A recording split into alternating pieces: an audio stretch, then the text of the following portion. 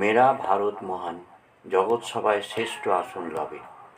এই 2000 বছরের রজতজয়ন্তী বর্ষে ভারতের বিভিন্ন প্রান্তে অভূতপূর্ব রচনাশৈলীর দুর্লভ দৃষ্টান্ত বিশ্ববাসীর কাছে তুল্যমূল্য হয়েছে। গোল্ডেন সিটিজেনের বিশ্বনাথ প্রামাণিকের প্রতিবেদন। তারই কিছু নমুনা।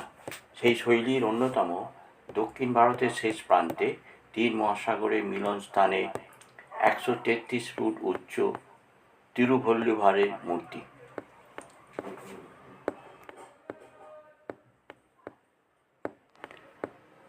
এক 1083 ফুট বিশ্বের সর্বোচ্চ খিলান সেতু।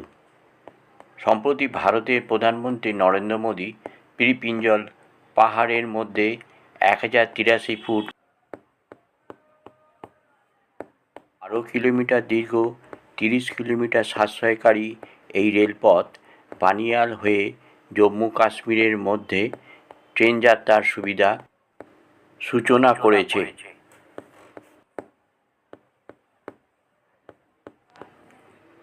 ভারতের 3 মহাসাগরের মিলনস্থল দক্ষিণ ভারতের বিবেকানন্দ রক। এখানে 3 মহাসাগরের 3টি রঙের সংমিশ্রণ ঘটেছে। সম্প্রতি এই রকের পাশে একটি 133 ফুট উচ্চ তিরুভাল্লুভার মূর্তির দর্শন মেলে। এখন দেখতে পাচ্ছেন গুজরাটের 597 ফুট উচ্চ সর্দার বল্লভভাই প্যাটেলের মূর্তি।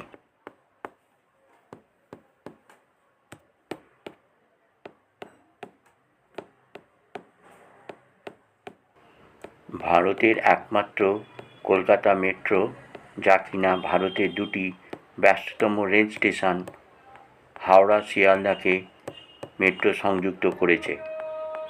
কলকাতার একমাত্র মেট্রো, যা কিনা একমাত্র নদী গঙ্গা নদীর নিচ দিয়ে যাতায়াত করে। প্রয়াগরাজ কুম্ভ মেলা।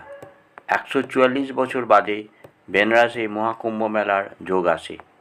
এবছর 2025 সালে প্রায় 5 কোটি ভারতীয় পুণ্য স্নানযাত্রা সমাধা করেছে। হাড় হিম করা দক্ষিণ ভারতের পম্পান রেল ব্রিজ।